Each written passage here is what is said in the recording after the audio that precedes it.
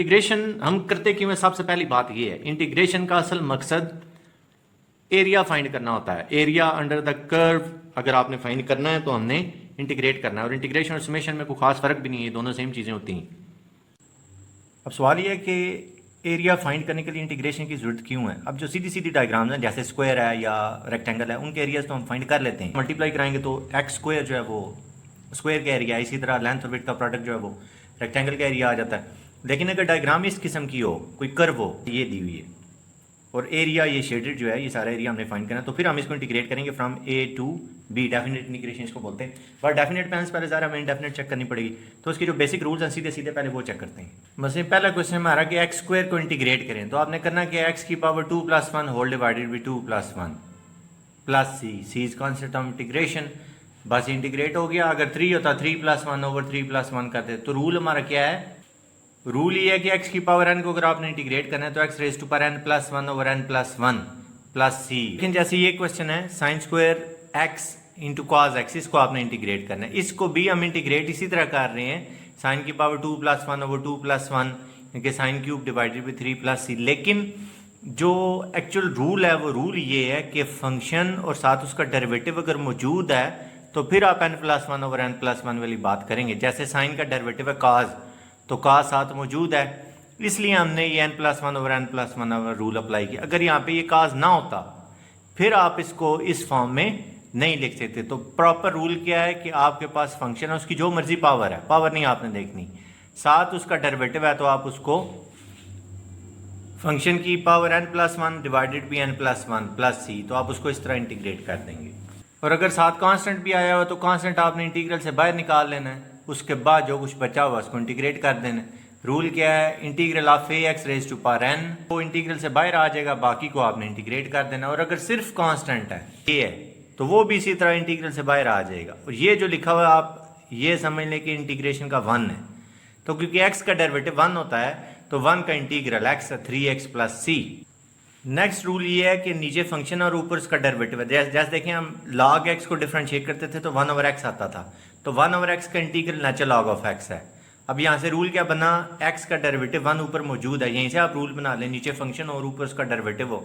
जैसे नीचे साइन है ऊपर कॉज है, साइन का डेरिवेटिव कॉज ऊपर मौजूद है, इसको नेचुरल log में लिख देंगे।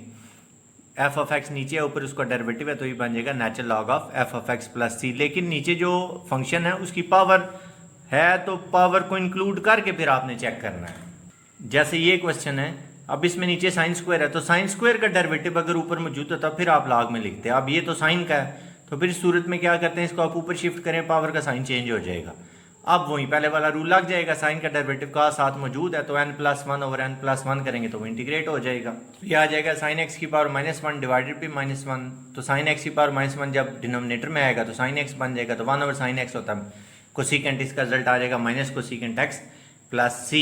फिर इंटीग्रेशन के जो बेसिक रूल्स हैं उनमें ये है कि प्लस माइनस अगर दरमियान में तो आप इंटीग्रल सेपरेट कर सकते हैं। जैसे ये तो एक्स स्क्वायर को सेपरेट कर दें, एक्स क्यूब को सेपरेट कर दें, दोनों को इंटीग्रेट कर दें। दरमियान में अगर माइनस है तो तब भी हम यही रूल अप्लाई करेंगे, चाहे प्लस है चाहे माइनस है।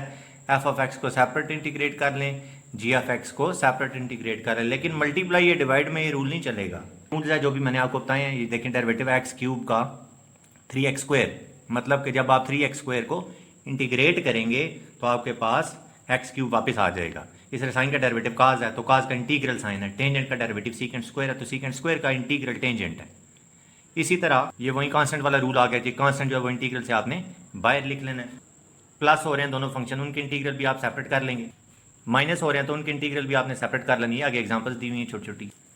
इंटीग्रेशन बाय सब्स्टिट्यूशन, ये आपका इंपॉर्टेंट टॉपिक है। अब उसमें आपने मैंने कुछ लफ्ज़ लिखे हैं, देखें, try to search function and its derivative. Function और उसका डेरिवेटिव आप ढूंढ लें तो समझ लें आपने इंटीग्रेट कर लिया। सब्स्टिट्यूशन से करते हैं उसके बगैर वो आपकी अपनी मर्जी फिर। लेकिन अगर क्वेश्चन में क्या रहा कि सब्स्टिट्यूशन से करें फिर उसी से करेंगे। जैसे देखें ये क्वेश्चन है, अब अगर x² + 1 को हम डिफ्रेंशिएट करें तो हमारे पास 2x आता है, यानी कि ये फंक्शन है x² + 1 और ये 2x उसका डेरिवेटिव है, तो x² + 1 को आप लेट कर लेंगे u, तो du आपके पास क्या आ जाएगा 2x dx।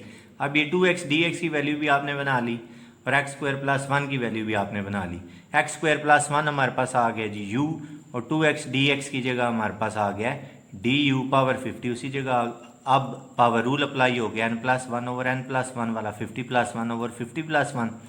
प्लस सी। अब यू जो आपने लेट किया हुआ था वो वापस पुट कर दें, एक्स स्क्वायर प्लस 1 पुट हो जाएगा, यू की जगह पे पावर 51 बन गई, ये भी 51 आ गया। अगर सब्स्टिट्यूशन से कह रहा है तो ठीक है, सब्स्टिट्यूशन से नहीं कह रहा तो आप डायरेक्ट भी कर सकते हैं। अब ये डेरिवेटिव साथ मिल गया है तो जो पहले मैंने रूल बताया n+1 वाला वो आप यहाँ डायरेक्ट भी अप्लाई कर सकते हैं, एक्स स्क्वायर प्लस 1 और उसकी पावर 50+1 ओवर 50+1, क्योंकि एक्स स्क्वायर प्लस 1 का डेरिवेटिव साथ मौजूद है। फिर वही बेसिक फार्मूले दोबारा आ गए, एक्स का डेरिवेटिव 1 है तो मतलब 1 का इंटीग्रल एक्स है, ये वही n+1 वाली बात होगी। ये फिर टेनेंट का डेरिवेटिव सीकेंट स्क्वायर है, इनके सीकेंट स्क्वायर का इंटीग्रल टेनेंट एक्स है, सारी वही चीज़ें लिखी हुई हैं। नेक्स्ट हमारा इंपॉर्टेंट टॉपिक है सिग्मा नोटेशन।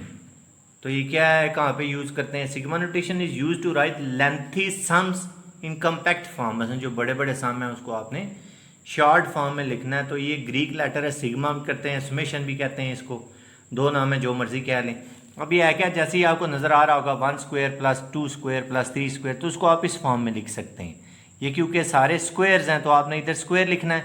1 2 3 4 5 को आप के कह दें, और के हमारे पास है क्या, 1 से शुरू हो रहा है 5 तक जा रहा है, के इज इक्वल टू 1 2 5। और लाजमी नहीं है कि यहाँ पे आप के लिखें, कोई और लफ्ज़ भी लिख सकते हैं, INJ, इस तरह कुछ भी यूज़ हो सकता है। ये आगे छोटी छोटी एग्जांपल्स हैं, जैसे के क्यूब, के इज इक्वल टू, मतलब आप 4 से शुरू करेंगे, 4 का क्यूब, फिर 5 का, फिर 6 का, फिर 7 का, 8 पे आके आप रुक जाएंगे। और ये जो नीचे लिखा हुआ है इसको हम लोअर लिमिट कहते हैं, जो ऊपर लिखा हुआ है इसको हम अपर लिमिट कहते हैं। अगर लोअर लिमिट और अपर लिमिट दोनों सेम है, जैसे ही देखें दोनों 2 हैं, तो फिर ज़ाहिर है आप सिर्फ वही लिखेंगे जो लिमिट होगी 2। अगर यहाँ पे लेटर से यहाँ पे होता 5, इधर ऊपर भी 5 होता, फिर आप यहाँ पे 5 लिख देते। अच्छा, इसको आप ज़रा गौर से देख लें, यहाँ पे वेरिएबल नहीं है, सिर्फ एक कांस्टेंट लिखा हुआ है। तो जितनी दफ़ा फिर ये आई है आपके पास, जैसे ये आई है 1 2 5, तो फिर आप 2 को 5 दफ़ा लिखेंगे, 1 2 3 4 5, 2 + 2 + 2 + 2।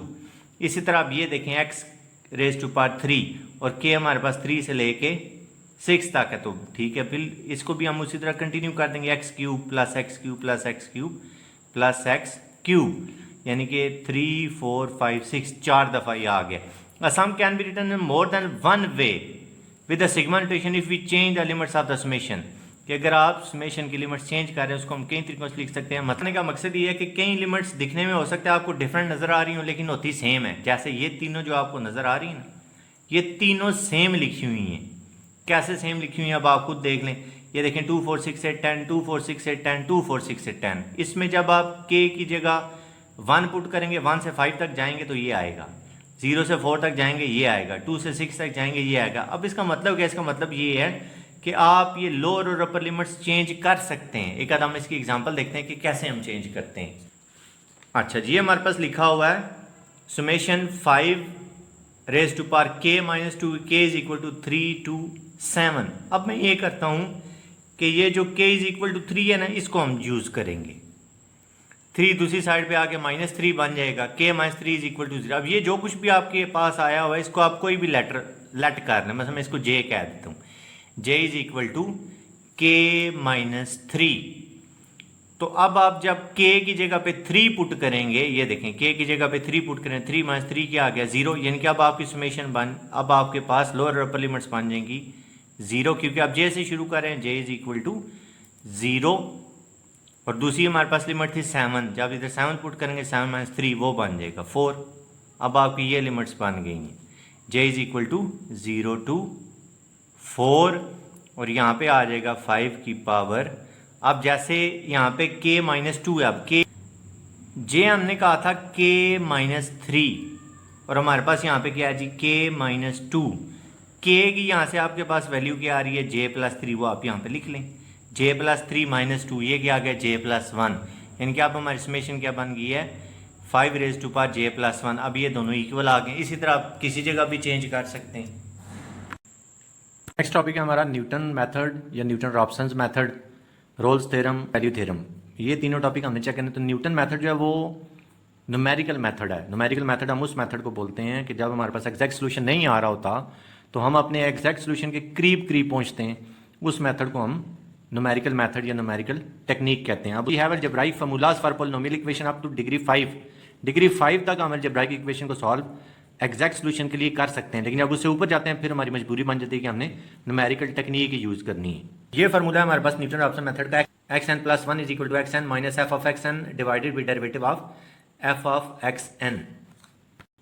Using Newton-Raphson method, find the root of the equation f of x is equal to x cube minus 2x minus 5 is equal to 0. तो सबसे पहली चीज़ इसमें होती है initial guess and educated gas. अगर इनिशियल गैस नहीं दिया हुआ तो फिर हमने वो गैस को ट्रेस करना होता है कि इधर बता देता है एक्स नॉट की वैल्यू क्या है. अब जैसे इस क्वेश्चन में नहीं गिवन, उसके लिए हम ये करेंगे कि यहाँ पे हम एक्स की डिफरेंट वैल्यूज पुट करते जाएंगे और देखेंगे कहाँ पे जो आंसर आ रहा है उसका साइन चेंज हो रहा है. जैसे ही देखें आपने एक्स की जगह 1 पुट किया, एफ ऑफ एक्स हमारे पास आ रहा है -6. फिर एक्स की जगह 2 पुट किया, एफ ऑफ 2 आ रहा है -1, यानी कि साइन सेम आया, अभी चेंज नहीं हुआ. फिर 3 पुट करेंगे, 3 पुट किया तो इसका आंसर आ रहा है 16. एफ ऑफ 3 16 आया और एफ ऑफ 2 -1, यानी कि एफ ऑफ 2 और एफ ऑफ 3 इनका जो आंसर है इनके साइन चेंज है. इसका मतलब है हमारा रूट इन दोनों के दरमियान कहीं ना कहीं लाई कर रहा है. मतलब जो हमारा आंसर आएगा वो 2 और 3 इसके दरमियान कोई ना कोई आंसर होगा. ना 2 से कम हो सकता है, ना 3 से ज्यादा हो सकता है. तो अब चाहे आप एक्स नॉट 2 को रख लें या 3 को रख लें, वो आपकी अपनी चॉइस है. तो अब हम क्या करते हैं जी, न्यूटन-रॉप्सन मेथड का फार्मूला लिख लेते हैं. न्यूटन-रॉप्सन मेथड का फार्मूला क्या है, xn + 1 is equal to xn minus f of xn over derivative of f of xn. तो अब जो एफ ऑफ x था वहां पे जब बस आप x में सब्सक्रिप्ट n दे दें, वो आपका एफ ऑफ xn बन जाएगा. ये बन जाएगा xn raise to power 3 minus 2xn minus 5, ये हमने वो लिख लिया. फिर डिफरेंशिएट इसको जब किया हुआ है 3x² माइनस 2, उसमें भी यही काम करें तो डेरिवेटिव हमारे पास आ गया 3xn² माइनस 2. इस कैल्शियम वगैरह लेके इसको सेट करके ये हमने एक जनरल फॉर्म बना ली, यानी कि xn + 1 हमारे पास आ गया है 2xn raise to power 3 + 5 whole divided by 3xn² minus 2. अब हम ये करेंगे कि n को डिफरेंट वैल्यूज देते जाएंगे, हमारे आंसर आते जाएंगे. मैं n की जगह अगर मैं 0 पुट करता हूँ तो मेरे पास ये आ जाएगा x1 is equal to x0 minus x0 raise to power 3 minus 2x0 minus 5 divided by 3x0² minus 2. अब x0 मैंने 2 का हुआ था तो मैं यहाँ पे x की जगह पे 2 पुट करता जाऊंगा. n हमने 0 रख लिया, x0 2 रख लिया. जब वो वैल्यूज पुट की तो x1 हमारे पास 2.1 आ गया. इसी तरह वो जो जनरल फार्मूला हमने बनाया था उसमें आप n की जगह 1 रख लें. 1 रखेंगे तो 1 + 1 वो 2 बन जाएगा. इधर आपके पास x1 आ जाएगा, x1 की वैल्यू 2.1 अब यहाँ पे पुट करेंगे. x2 का आंसर है 2.09456. इसी तरह n की जगह फिर 2 पुट करेंगे तो जनरल फार्मूला में आपके पास x3 आ जाएगा, यहाँ पे x2 आएंगे. अब x2 की वैल्यू जो हमने फाइंड की है वो यहाँ पे हमने उसी तरह पुट कर देनी है. तो x3 फाइंड कर लिया, x पर. अब सवाल ये है कि इसको रोकेंगे कहाँ पे. तो हमें पहले क्वेश्चन देखना है कि वो 2 डेसिमल पे आंसर पूछ रहा है, 3 पे 4 पे कहाँ पे. अब ये जो आंसर है ये 1 2 3 4 5 1 2 3 4 5 ये दोनों आंसर सेम आ गए. ये 5 डेसिमल प्लेसेस तक सेम आंसर हैं. ये देखना 1 2 3 4 5, ये भी 5 और ये भी 5. लेकिन अगर वो 4 डेसिमल तक पूछा तो मैं यहाँ पे रुक जाता. क्यों, ये देखें इसका आंसर 4 डेसिमल प्लेस तक आंसर सेम है, 0.0945 0.0945. तो क्वेश्चन में आपने देख लेना है कि टीचर की डिमांड कहाँ तक है.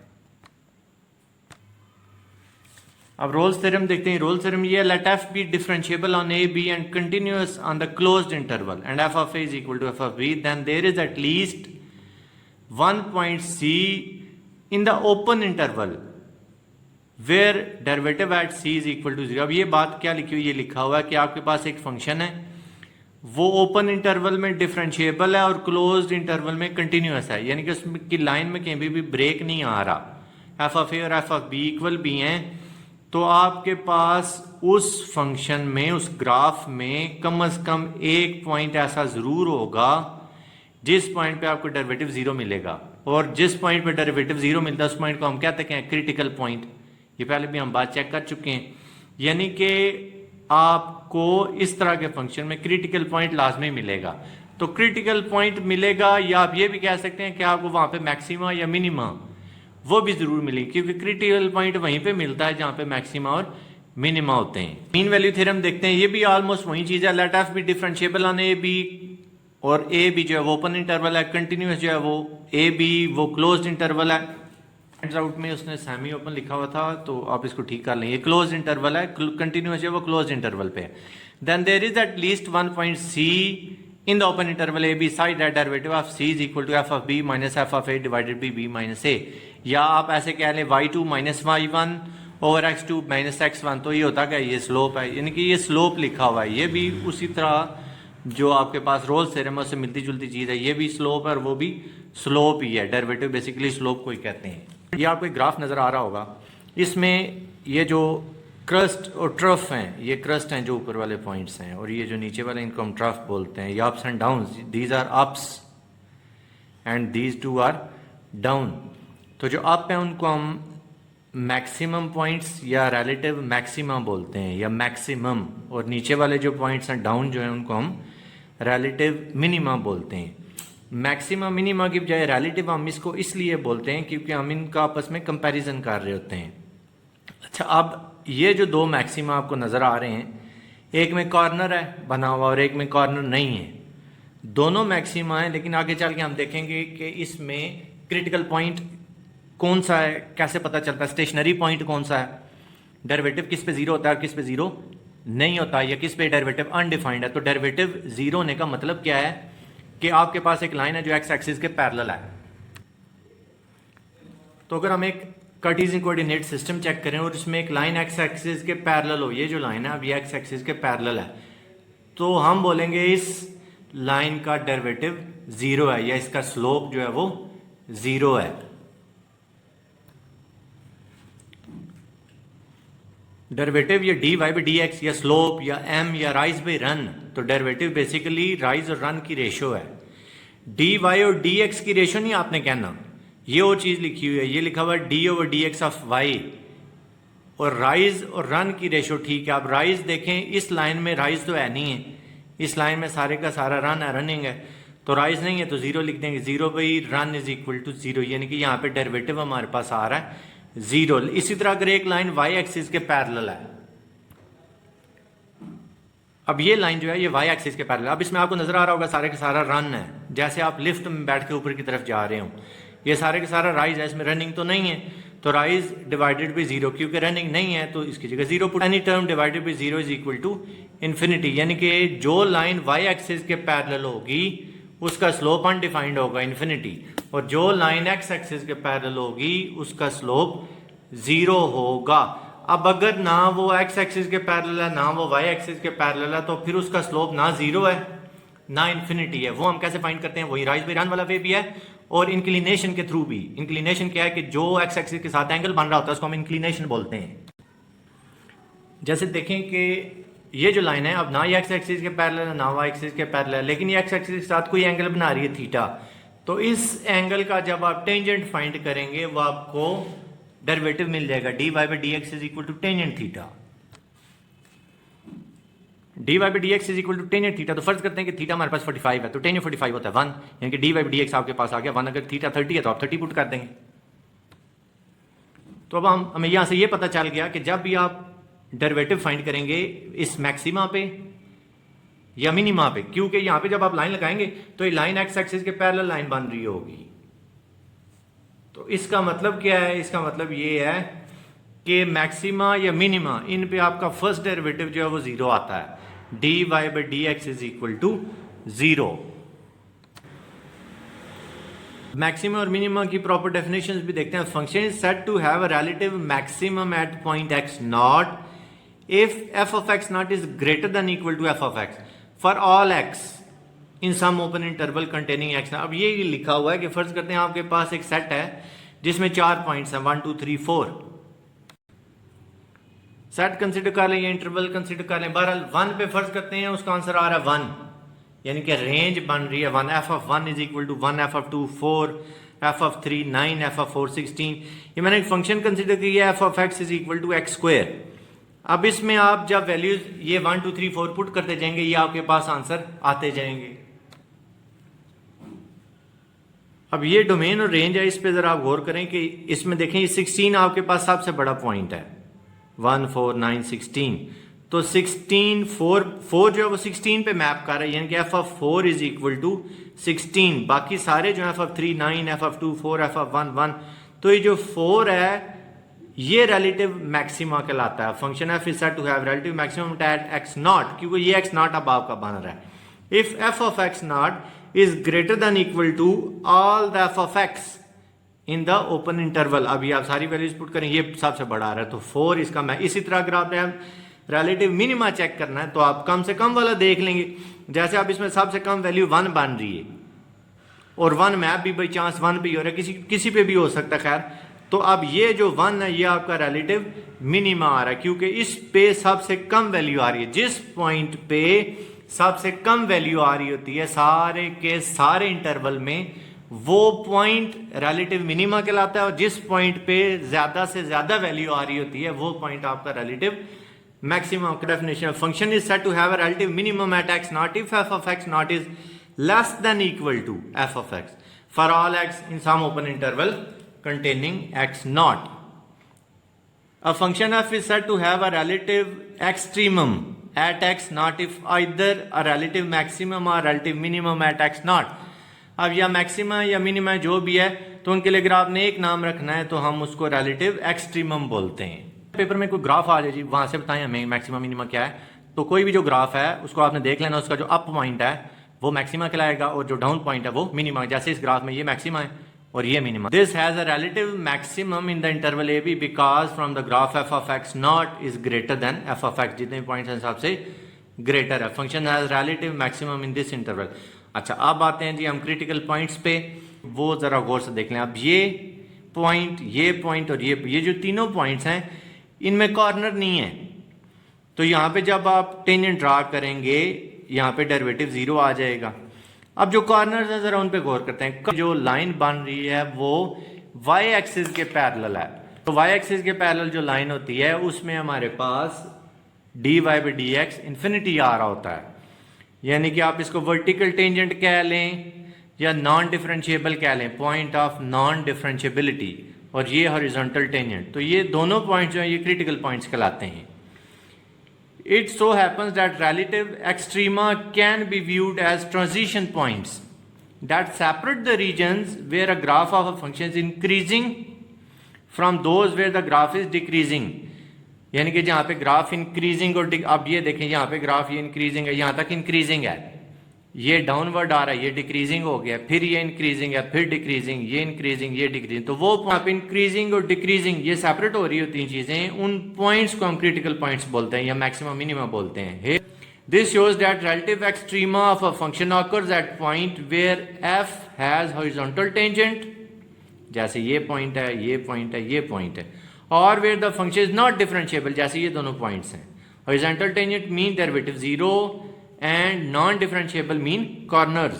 If f has a relative extremum at x naught, then either derivative at x naught is equal to 0 or f is non-differentiable at x naught।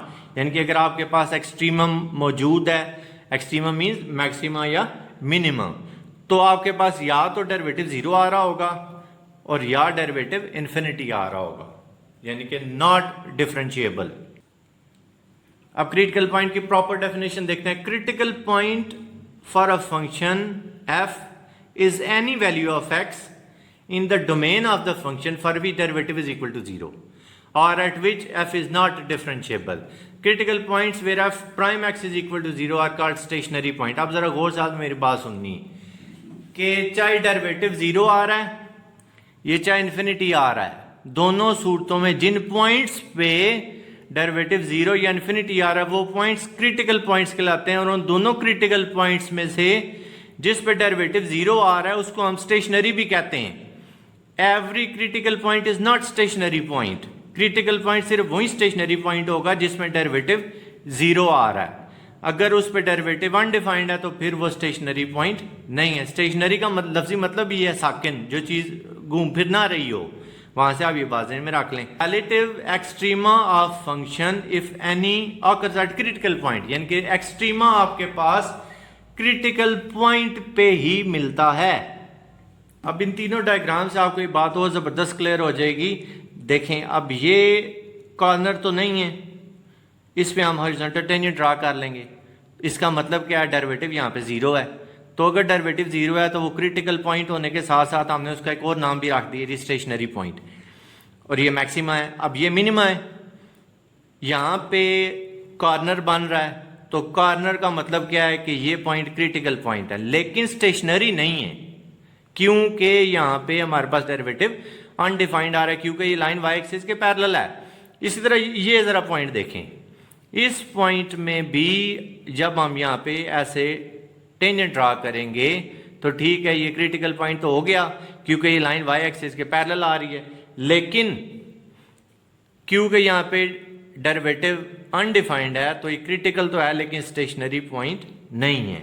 अब हम चेक करते हैं कि फर्स्ट डेरिवेटिव टेस्ट कौन सा है, सेकंड डेरिवेटिव टेस्ट कौन सा है, उनके एग्जांपल्स देख लेंगे कि कैसे हमने उनको अप्लाई करना है। तो आपने करना क्या है, पहले मैं सेकंड डेरिवेटिव टेस्ट इस पे अप्लाई करूंगा, फिर इसी क्वेश्चन पे हम फर्स्ट डेरिवेटिव टेस्ट भी अप्लाई करेंगे।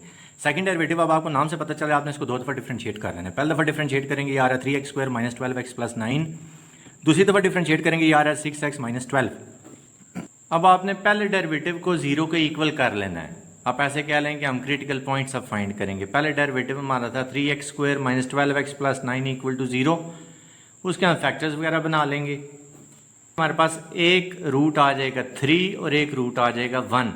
अब ये जो दोनों पॉइंट्स हैं ये हमारे क्रिटिकल पॉइंट्स हैं, इनके आपने क्रिटिकल पॉइंट्स फाइंड कर लेने पहले। तो जब क्रिटिकल पॉइंट्स फाइंड हो जाएंगे उनको आपने सेकंड डेरिवेटिव में पुट करना है। सेकंड डेरिवेटिव था हमारा 6x - 12, तो पहले हम 3 पुट कर लेते हैं, कोई भी कर सकते हैं। 3 पुट किया, हमारे पास जो आंसर आ रहा है वो पॉजिटिव आ रहा है, >0। तो सेकंड डेरिवेटिव टेस्ट हमें ये बताता है कि अगर आपके पास आंसर >0 आ रहा है तो फंक्शन मिनिमा है, और अगर <0 आ रहा है तो मैक्सिमा है, यानी कि उल्टा चलना है आपने। अब ये पॉजिटिव आया हुआ है, so function has minimum value at x = 3। अब इसी सेकंड डेरिवेटिव में हम 1 पुट करते हैं। सेकंड डेरिवेटिव था हमारे पास 6x - 12, 1 पुट किया 6 - 12, ये हमारे पास आ गया -6 यानी कि -0। So the function has maximum value at x = 1। तो मैक्सिमम और मिनिमम किन पॉइंट्स पे आ रहे हैं वो तो हमें पता चल गया है। अब अगर आपने मैक्सिमम मिनिमम वैल्यूज फाइंड करनी है तो यही पॉइंट्स आप अपने क्वेश्चन में f(x) में पुट करेंगे। जैसे f(x) हमारे पास ये है तो मैं 3 पुट करता हूँ, इसमें 3 पुट करेंगे, आपके पास जो आंसर आएगा वो मिनिमम वैल्यू होगी क्योंकि इस पॉइंट ने आपको मिनिमा दिया था। f(3) हमारे पास आ रहा है जी 0। इसका मतलब है कि 3 पे आपको मिनिमम वैल्यू मिलेगी और मिनिमम वैल्यू है 0।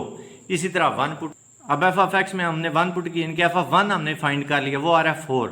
मतलब कि 1 आपको मैक्सिमम वैल्यू दे रहा था और मैक्सिमम वैल्यू आपकी आई है 4। अब इसी क्वेश्चन को हम फर्स्ट डेरिवेटिव टेस्ट से चेक करते हैं, लेकिन पहले सेकंड डेरिवेटिव टेस्ट की प्रॉपर डेफिनेशन देखें। सेकंड डेरिवेटिव टेस्ट में ये कहता है let f be a differentiable function in a neighbourhood of c, इनके c के आगे पीछे close where derivative at c = 0, then f has relative maxima at c if double derivative at c is less than 0, and f has relative minima at c if double derivative at c is greater than 0। यानी कि अगर negative आ रहा है तो maxima है और अगर positive आ रहा है तो मिनिमा है। अब इसी पे हम फर्स्ट डेरिवेटिव टेस्ट यूज करते हैं। f(x) x³ - 6x² + 9, तो फर्स्ट डेरिवेटिव हमारे पास जिस तरह पहले आ रहा था वही हमने काम कर लेना है। हमारे पास 2 क्रिटिकल पॉइंट्स आ जाएंगे, एक 1 आ जाएगा और एक 3। एक 1 आया और एक 3 आया। अब जरा ध्यान से देखना है आपने। अब हम ये करेंगे 1 के नेबरहुड को चेक करेंगे, यानी कि 1 - एप्सिलॉन और 1 + epsilon, and epsilon is very very small number, आप 0.001 कह लें। अब हम x में 1 - एप्सिलॉन पुट कर रहे हैं, इस x की जगह भी पुट हो गया, इस x की जगह भी पुट हो गया, रिजल्ट हमारा आ रहा है >0 पॉजिटिव। अभी आपने बात ज़हन में रखनी है कि जब हम 1 से पीछे चले थे, 1 - एप्सिलॉन का मतलब है 1 से पीछे, बिफोर 1 हमारे पास पॉजिटिव नंबर आ रहा है। अब हम उसी तरह x में पुट करते हैं 1 + एप्सिलॉन, यानी कि 1 से आगे, आफ्टर 1। x की जगह जब हमने 1 + एप्सिलॉन पुट किया हमारे पास रिजल्ट आ रहा है नेगेटिव। तो बिफोर हमारे पास पॉजिटिव आ रहा था और आफ्टर हमारे पास नेगेटिव आ रहा है। तो जब ऐसी सिचुएशन हो तो हम कहते हैं कि ये जो पॉइंट है, जो 1 हमारा पॉइंट था, ये मैक्सिमा रखता है, relative maxima eight x = 1।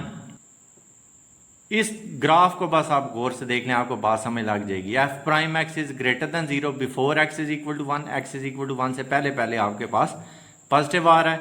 f'(x) is <0 after x = 1, after x = 1 आपके पास नेगेटिव आ रहा है, और 1 पे आपके पास वैल्यू डेरिवेटिव की 0 आ रही है, इनके वो आपका क्रिटिकल पॉइंट है।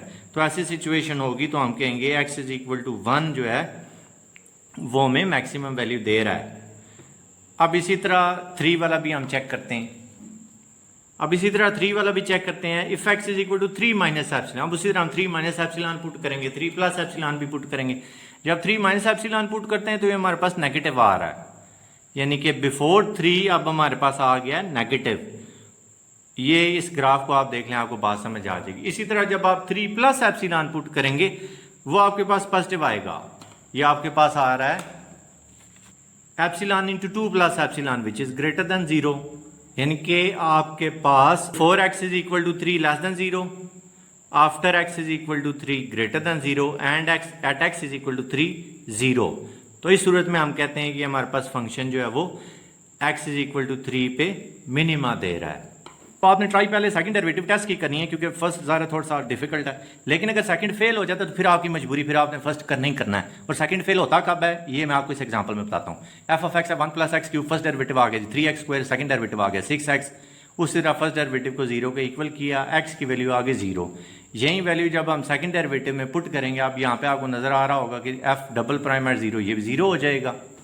तो जब हम x is equal to 0 second derivative में पुट करते हैं तो हमारे पास रिजल्ट आ रहा है 0। अब यहाँ पे आके हमें मसला बन गया, क्योंकि ना ये ग्रेटर देन 0 है ना लेस देन 0, तो सेकेंड डेरिवेटिव तो फेल हो गया। अब हम फर्स्ट डेरिवेटिव पे आएंगे और फर्स्ट डेरिवेटिव क्या वैल्यू देता है वो देखते हैं। फर्स्ट डेरिवेटिव में अब आप 0 प्लस एप्सिलॉन 0 माइनस एप्सिलॉन, वही दोनों बातें चेक करेंगे, देखेंगे साइन चेंज हो रहा है या नहीं हो रहा। जब आप फर्स्ट डेरिवेटिव में 0 माइनस एप्सिलॉन पुट करते हैं आपको पॉजिटिव वैल्यू दे रहा है। 0 प्लस एप्सिलॉन पे भी आपको पॉजिटिव वैल्यू दे रहा है, यानी कि अब यहाँ पे मैक्सिमम मिनिमम वाला कंसेप्ट खत्म हो गया। At first derivative doesn't change sign at x is equal to 0, तो जब वो साइन चेंज नहीं कर रहा होता तो उस पॉइंट को हम पॉइंट ऑफ इन्फ्लेक्शन बोलते हैं। सो 0 0 is the point of inflection. Graphically भी देख लें पॉइंट ऑफ इन्फ्लेक्शन क्या है, कि जिस पॉइंट पे आपका सेकंड डेरिवेटिव 0 आता है वो आपका पॉइंट ऑफ इन्फ्लेक्शन कहलाता है। जिस पे फर्स्ट 0 आ रहा था वो क्रिटिकल पॉइंट कहलाता है, जिस पे सेकंड 0 आ रहा है वो पॉइंट ऑफ इन्फ्लेक्शन कहलाता है। और पॉइंट ऑफ इन्फ्लेक्शन जो है उस पे ना फंक्शन कनकेव डाउन है और ना फंक्शन कनकेव अप है। ये कनकेव डाउन है, जो डाउनवर्ड है ऐसे समझ लें, ये कनकेव अप है। इस कर्व को भी आप देख लें, इस पॉइंट पे आपका सेकंड डेरिवेटिव 0 है और ये क्या है जी, सेकंड डेरिवेटिव ग्रेटर देन 0, इसमें सेकंड डेरिवेटिव लेस देन 0 है। प्रॉपर डेफिनेशन क्या है, a point where function is neither concave nor convex, या ऐसे भी कहते हैं point at which curvature changes sign, जिस पॉइंट पे कर्वेचर साइन चेंज कर रहा है। जैसे ये देखिए यहाँ पे अब आपके पास ये पॉजिटिव आ रहा है, यहाँ पे 0 हो गया तो इस पे साइन चेंज हो गया।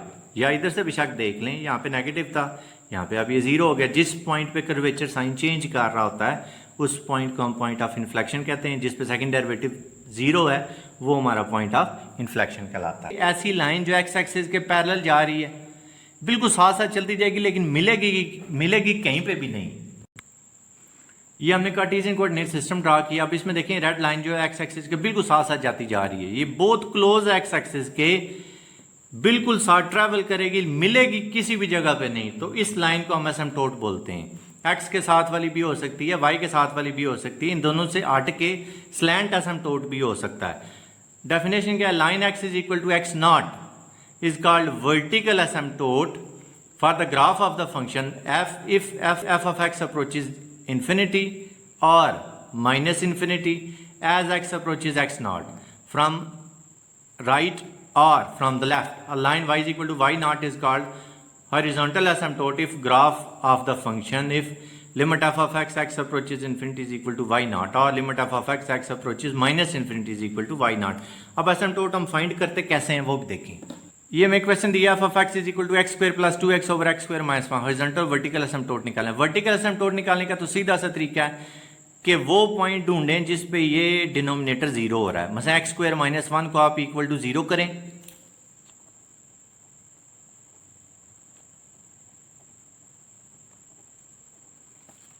तो एक्स स्क्वायर माइनस 1 को इक्वल टू 0 किया, वहां से एक पॉइंट हमें -1 मिल गया और एक पॉइंट जो है वो 1 मिल गया, यानी कि x is equal to -1 and x is equal to +1 are vertical asymptotes. अच्छा, अब हॉरिजॉन्टल फाइंड करना है। हॉरिजॉन्टल हम ऐसे फाइंड करते हैं कि आप ये जो f ऑफ x है इस पे लिमिट अप्लाई कर लें, x अप्रोचेज इन्फिनिटी, पॉजिटिव वाली भी और नेगेटिव वाली भी। तो जब आप इस पे लिमिट अप्लाई करते हैं, अब यहाँ पे देखें जब आप इसमें लिमिट अप्लाई करते हैं इन्फिनिटी पे इन्फिनिटी फॉर्म बन रही है, तो इस पर आपको लॉपिता रूल यूज करना पड़ेगा। आगे चल के मैं वो बता दूंगा, फिलहाल इतना आप ज़हन में रख लें कि आपने ऊपर और नीचे डिफ्रेंशिएट कर देना है। तो लापिता रूल हम कैसे यूज़ करते हैं, इसको आपने डिफरेंशिएट कर लेना, ऊपर भी नीचे भी। एक्स स्क्वायर का डेरिवेटिव 2x आ गया, 2x का 2 आ गया, नीचे एक्स स्क्वायर का 2x आया और 1 का 0 आ गया। लेकिन अभी भी जब आप लिमिट पुट करते हैं तो इन्फिनिटी पे इन्फिनिटी बन रहा है, तो जब तक बनता रहेगा आप डिफरेंशिएट करते रहेंगे। दोबारा डिफरेंशिएट करें, 2x का आ गया 2, इस 2 का 0, नीचे वाले 2x का भी 2 आ गया, कट के आंसर आया 1। इसी तरह limit F of x approaches minus infinity, ये भी पुट करें, इस पर भी लापिता रूल यूज होगा, ये भी 1 आ गया। तो इसका है कि हॉरिजॉन्टल एसिम्पटोट बन रहा है y इज इक्वल टू 1, इसका हॉरिजॉन्टल एसिम्पटोट है। वर्टिकल आपने कैसे फाइंड करना है, डिनोमिनेटर को इक्वल टू 0 करेंगे, वहां से जो पॉइंट्स आएंगे आपको पता चल जाए। हॉरिजॉन्टल आपने कैसे फाइंड करना है, लिमिट अप्लाई कर देनी है, प्लस इन्फिनिटी वाली भी और माइनस इन्फिनिटी वाली भी।